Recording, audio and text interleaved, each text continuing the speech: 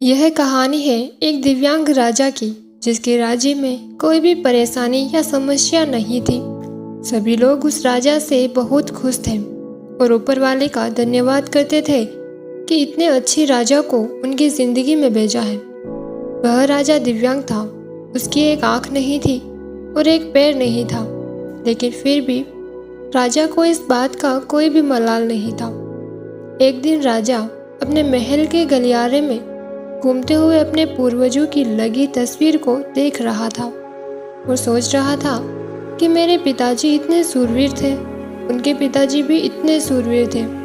हमें इतने सूरवीर खानदान में जन्म लेने का मौका मिला है। यह तो ऊपर वाले का धन्यवाद है।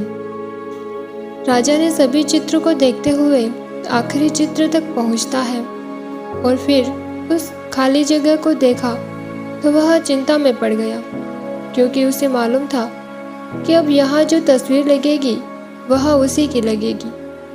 लेकिन राजा को इस बात की चिंता नहीं थी कि वह मर जाएगा। चिंता इस बात की थी कि वहाँ जो पेंटिंग लगेगी वो कैसी दिखेगी। राजा की एक आंख नहीं थी और एक पैर नहीं था। इस वजह से वह चिंता में पड़ गया और सोचने लगा कि इस गलियारे में इतने शानदार पेंटिंग लगी है, लेकिन मेरी आंख और एक पैर ना होने की वजह से मेरी तस्वीर सबसे खराब लगेगी और सबसे भद्दी दिखेगी।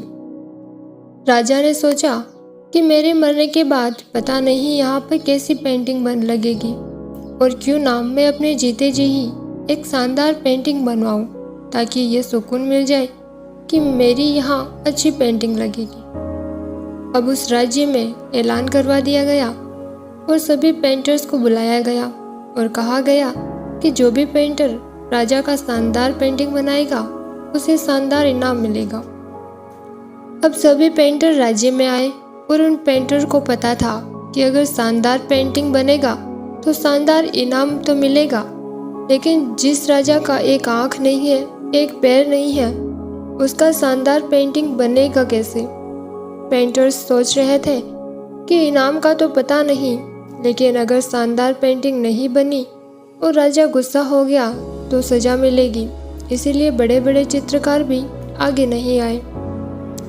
तभी उस भीड़ में से एक लड़का बोला, राजा साहब, मैं आपकी पेंटिंग बनाना चाहता हूँ, मुझे 24 घंटों का वक्त दीजिए। अब सभी बड़े बड़े पेंटर्स हैरान हो गए कि ये लड़का क्या पेंटिंग बनाएगा, और अगर राजा को पेंटिंग पसंद नहीं आई तो इसे सज़ा ज़रूर मिलेगी।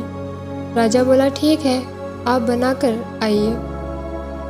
अगले दिन वह लड़का तस्वीर बनाकर लाने वाला था और दरबार पूरी तरह से भर चुका था। लोग दूर दूर से ये देखने के लिए आए थे कि वह लड़का कैसी पेंटिंग बनाकर लाएगा। अब लड़का जब उस पेंटिंग को बनाकर लाया तो लोग आश्चर्यचकित रह गए और सब जोर जोर से तालियां बजाने लगे, सीटी बजाने लगे। और जब राजा ने उस पेंटिंग को देखा तो वह बहुत खुश हो गया और बोला, वाह, इससे अच्छी पेंटिंग तो इस पूरे गलियारे में नहीं है। राजा ने उस लड़के को बहुत सारा इनाम दिया। अब आप सब सोच रहे होंगे कि उस राजा की क्या पेंटिंग बनी होगी, जिसकी एक आंख नहीं है और एक पैर नहीं है, कैसा पेंटिंग बना होगा। उस तस्वीर में लड़के ने उस राजा को एक घोड़े पर सवार किया था। एक साइड में उस राजा का एक पैर दिख रहा था और राजा तीरंदाजी करते हुए निशाना लगा रहा था, और निशाना लगाते वक्त एक आंख बंद हो जाती है और उस लड़के ने उस राजा की वही आंख बंद की जो राजा के पास नहीं थी। इस तरह से उस लड़के ने राजा को निशाना लगाते हुए घोड़े के ऊपर सवार दिखाया, जिससे एक आंख बंद और एक पैर ही दिखाया, और इतना शानदार पेंटिंग बनाया था कि वह अब तक की सबसे श्रेष्ठ पेंटिंग थी। उस लड़के के सामने भी चुनौती थी, संकट था, लेकिन उसने सकारात्मकता का साथ नहीं छोड़ा।